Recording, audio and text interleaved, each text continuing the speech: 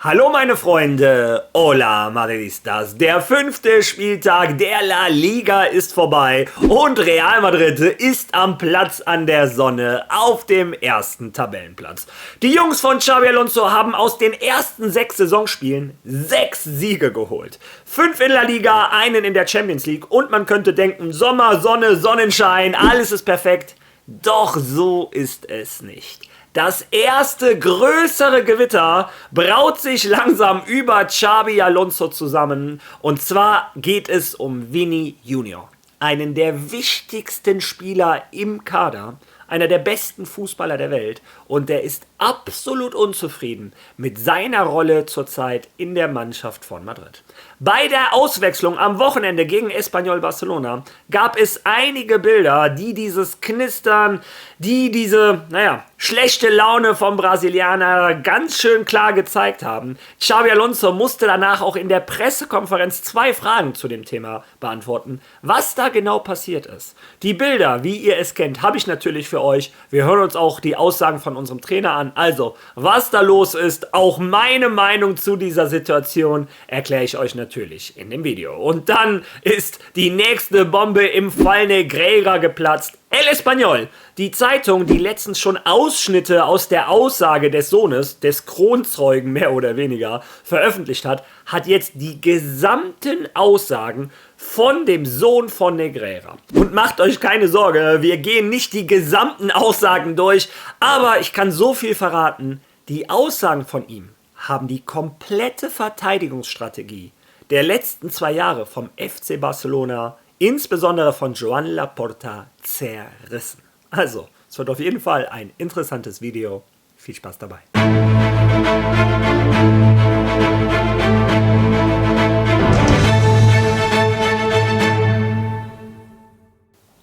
Ja, vorgestern in meinem Video habe ich noch gesagt, Real Madrid kann mit einem Sieg Druck auf die Konkurrenz machen und so scheint es passiert zu sein. Atletico Madrid konnte dem Druck nicht standhalten und hat gestern auf Mallorca nur 1:1 gespielt.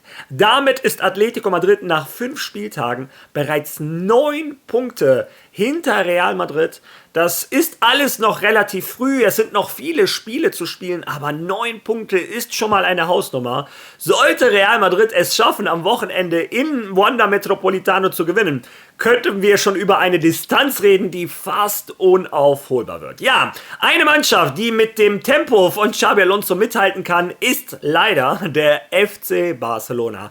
Die haben gestern absolut verdient, um das mal klarzustellen, mit 3:0 gegen Getafe gewonnen. Der FC Barcelona hat nach 5 Spielen 4 Siege, ein Unentschieden, 13 Punkte, also Real Madrid kann sich weiterhin keinen Ausrutscher erlauben. Ja, was allerdings auffällig war, ich habe mir, glaube ich, die erste halbe Stunde, die ersten 45 Minuten angeschaut.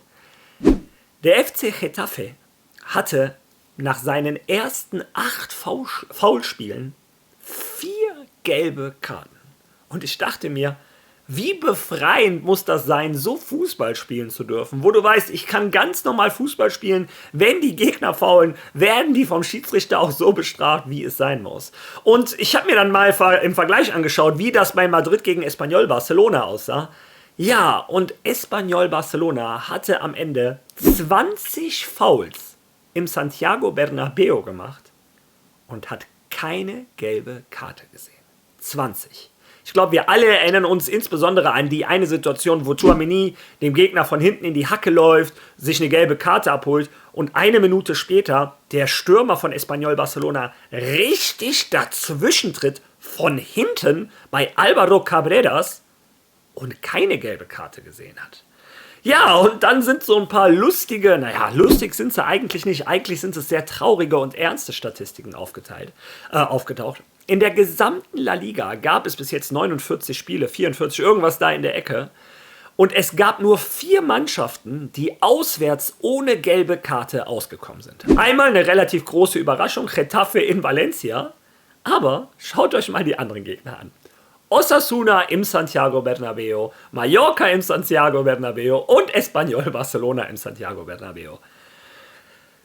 Es ist alles kein Zufall mehr. Die Gegner dürfen sich bei Real Madrid viel mehr erlauben. Die Schiedsrichter die da pfeifen, sind aus bestimmten Gründen in der Position, in der sie zurzeit sind. Und Real Madrid TV ist auch mal wieder der Kragen geplatzt. Die haben die nächste Statistik veröffentlicht, die kein Statistiker auf dieser Welt erklären kann. Ich blende sie ein.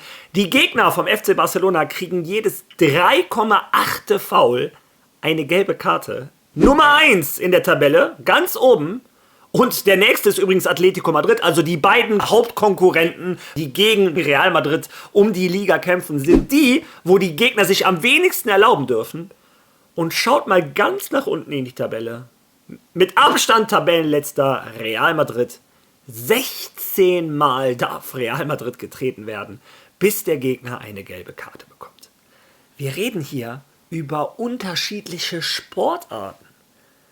Als Verteidiger gegen Real Madrid hast du es 1000-mal leichter, wenn ein Mbappé an dir vorbeirennt, wenn ein Arda Güler an dir vorbeidribbelt, ein Mastantuono, ein Vinny, was auch immer. Trittst du rein, hältst du fest, du darfst dir viel mehr erlauben, hol den Ellbogen raus, es passiert sowieso nichts.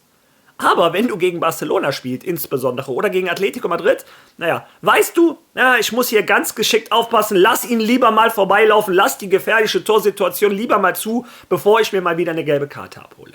Oder ein Gegenspieler, wie gestern, hat nach 8 Fouls, haben schon 4 Gegenspieler eine gelbe Karte und die dürfen nicht mehr in die Zweikämpfe, weil sonst gibt es Gelb-Rot. Wie am ersten Spieltag gegen Mallorca. Ich glaube, da hatte der Gegenspieler von Mallorca nach 20 Minuten eine gelb-rote Karte. Wie gesagt, diese ganzen statistischen Anomalitäten, die kein Mensch erklären kann, zeigen zufälligerweise immer in die gleiche Richtung. Immer ist die Mannschaft, die am meisten benachteiligt wird, Real Madrid, die am meisten bevorzugt wird, der FC Barcelona. Was diese unglaublichen Statistiken natürlich noch interessanter macht, ist, dass wir zurzeit unter dem Deckmantel von Negreira unterwegs sind. Die Schiedsrichter, die bis heute pfeifen, sind nicht alle, aber eine große Anzahl davon Schiedsrichter, die unter dem Negreira nun mal ihre Karriere gemacht haben.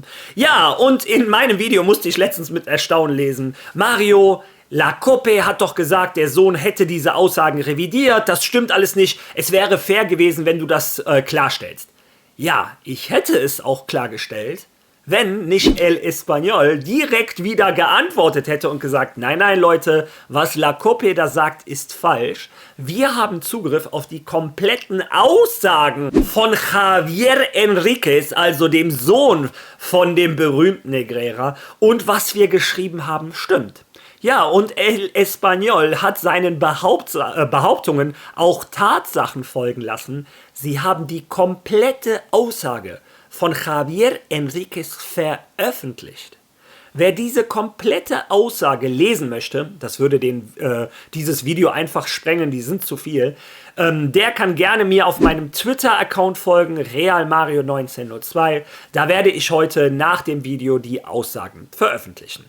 Ja, wie dem auch sei, die interessantesten, die sollten wir uns doch schon mal anschauen, denn die zerstören den FC Barcelona mal wieder komplett. Also, lesen wir uns mal das Wichtigste aus den Aussagen zusammen durch.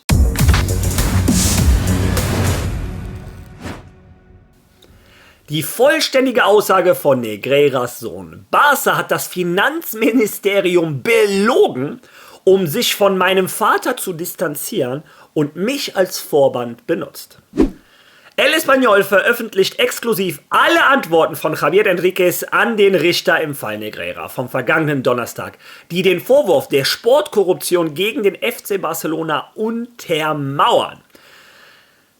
Er beschrieb seinen Vater als aggressiv und autoritär und erklärte, dass er die 7,5 Millionen Euro, die der Verein zahlte, unglaublich und unethisch finde. Mein Vater hat mir mehrmals gesagt, ich kann mit keinem Verein zusammenarbeiten, weil ich Vizepräsident der CTA bin. Welch Wunder. Die Aussagen von Negreiras Sohn untermauern die Anschuldigungen, dass Barcelona 18 Jahre lang La Liga korrumpiert hat. Javier Enriquez Romero, Sohn des ehemaligen Vizepräsidenten der Schiedsrichter José María Enríquez Negreira, erklärte, der FC Barcelona habe das Finanzministerium belogen, um sich vom Leiter des technischen Komitees der Schiedsrichter zu distanzieren und ihn als Vorwand benutzt. Der FC Barcelona hatte der Steuerbehörde bestätigt, dass Javier Enriquez die Kontaktperson für das Unternehmen das NIL 95 sei. Also jenes Unternehmen, das den Großteil der 7,5 Millionen Euro einnahme. Negreiras Sohn bestreitet dies jedoch entschieden. Als ich ihn sah, konnte ich es nicht glauben, erklärte er. Er widerlegte auch Joan Laportas Erklärung zu dessen Berichten und distanzierte sich von jeglicher Verwicklung in die Geschäftsbeziehungen des FC Barcelona mit seinem Vater. El Espanyol hatte letzten Donnerstag Zugang zur vollständigen Aussage von Javier Enríquez von Richterin Alejandra Rill am ersten Gerichtshof von Barcelona. Negreiras Sohn beschrieb seinen Vater als autoritäre und aggressive Person und gab an, dass er wirklich wütend gewesen sei, als er von der Geschäftsbeziehung des FC Barcelona mit Victorio Sanchez, der rechten Hand von Arminio, zwischen 1993 und 2018 erfuhr. Das heißt, der Vater von ihm war wütend, als er mitbekommen hat, der FC Barcelona hatte da schon mal Geschäftsbeziehungen, dann wollte er die wahrscheinlich auch. Naja, bevor wir zu viel vermuten, gehen wir mal lieber auf die richtigen Aussagen. Er distanzierte sich vollständig von den Zahlungen des FC Barcelonas an seinen Vater und seinen Berichten, für die er lediglich 70.000 Euro erhielt und die er über seine Firma Soccercam in Rechnung stellte. Ich wusste nicht, dass er dem FC Barcelona Millionen in Rechnung gestellt hat, sagte er dem Richter auf Fragen der Staatsanwaltschaft. Er gestand zudem, dass sein Vater ihm mehrfach gesagt habe, ich kann mit keinem Verein zusammenarbeiten, weil ich Vizepräsident der CTA bin. Daher sei es laut Enríquez Romero zumindest unethisch gewesen, dass sein Vater 18 Jahre lang Millionenbeträge vom FC Barcelona erhalten habe.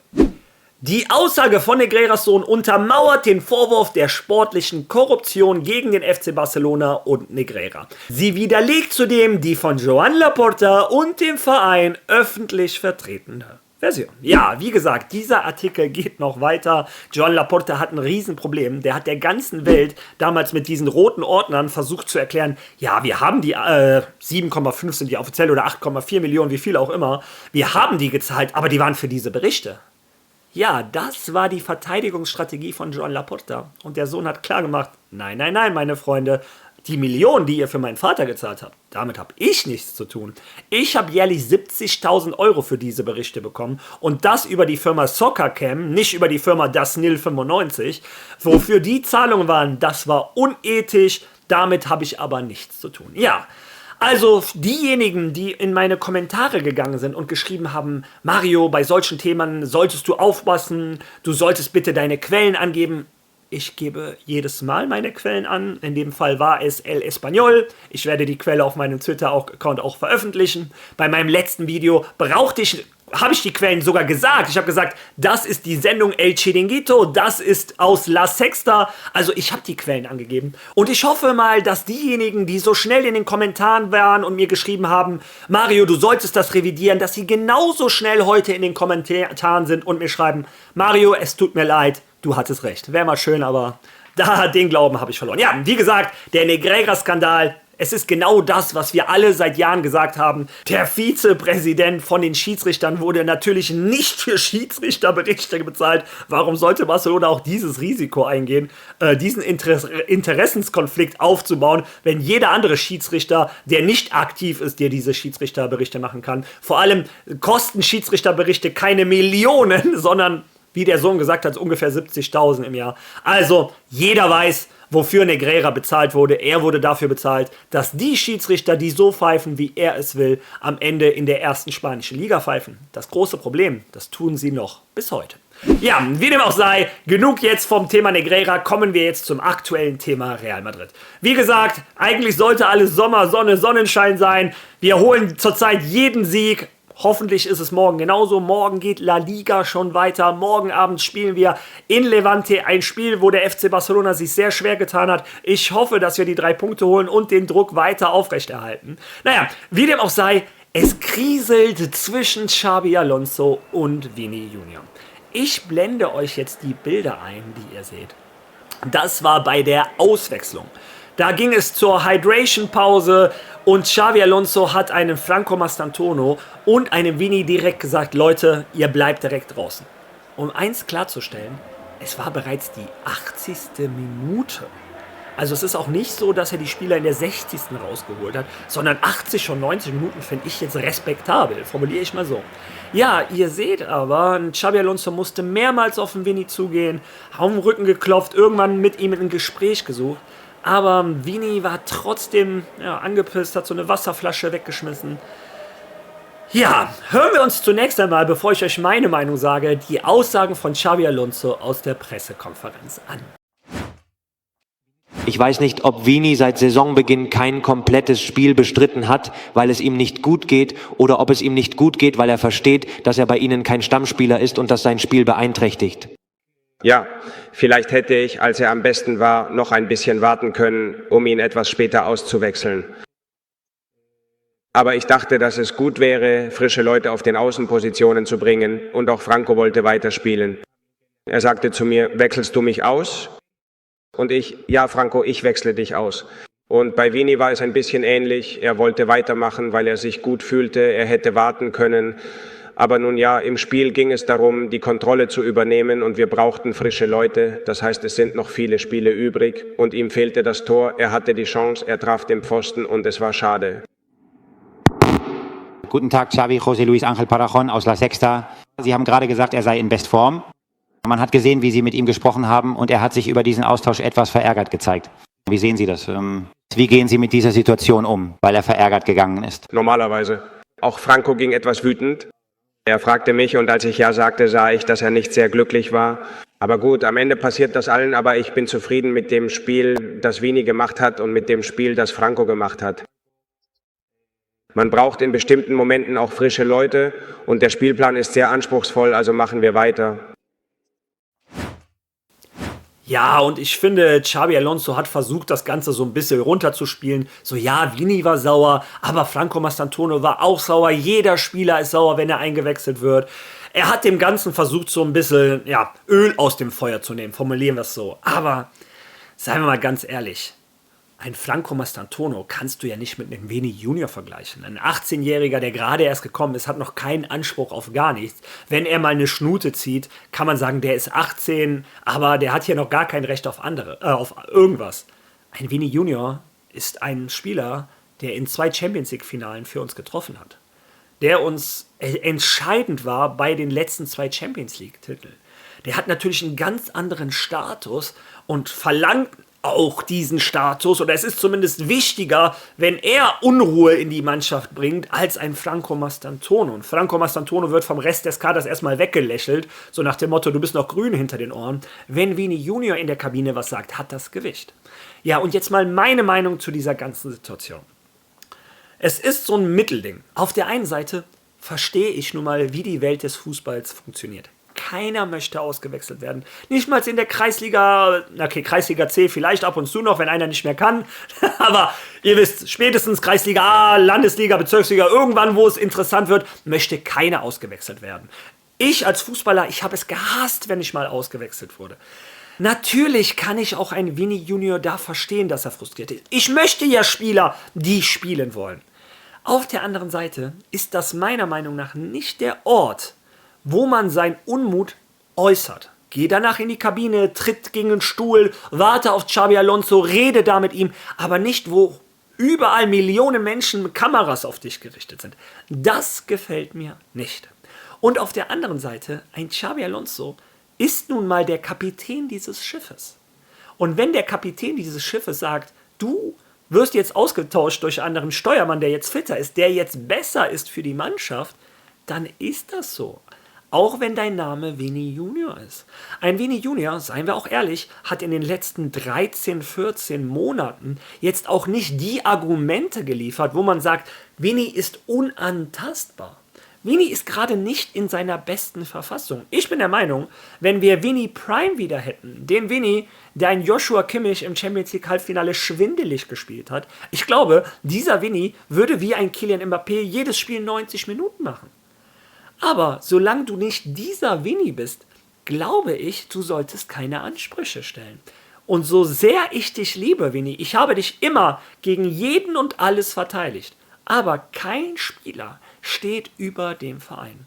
Meiner Meinung nach sollte ein Vini Junior sich nicht auf einen nächsten Kriegsschauplatz konzentrieren, auf einen Krieg mit Xabi Alonso, den wird er nicht gewinnen. Ein Vini Junior sollte sich darauf konzentrieren, seine Leistung wiederzubringen.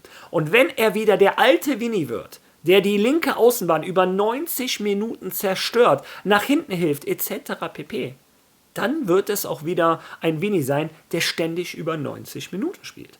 Aber das ist meine Meinung. Ich bin gespannt, wie seht ihr das? Seid ihr der Meinung, ein Vini Junior braucht das Vertrauen wie ein Kylian Mbappé, dass er immer spielt? Dadurch sehen wir den alten Vini wieder. Ich habe da ein geteiltes Herz und bin echt mal gespannt. Ich werde mir eure Meinung in den Kommentaren durchlesen. Also bitte fleißig in die Tasten hauen. Wenn ihr schon mal dabei seid, lasst auch eure Meinung zum Negreira-Fall da. Und eine persönliche Bitte. Ich habe gehört, wenn man diese Videos hypt, dann werden sie viel mehr Leuten vorgeschlagen. Insbesondere dieses Video, wo es auch um den Fall Negreira geht, würde mich freuen, wenn ihr dieses Video hypen könntet, würde dem Kanal beim Wachstum helfen und vor allem im Fall Negreira helfen, dass er öffentlich bekannter wird. Ja, morgen sehen wir uns bereits wieder. Ich versuche morgen Abend auch ein Live-Watch-Along zu machen. Ich arbeite da an einer kleinen Überraschung, aber dazu sagen wir morgen mehr. Bis dahin sage ich: A la Madrid! Die Kinder sind in der Schule, die können heute nicht schreien.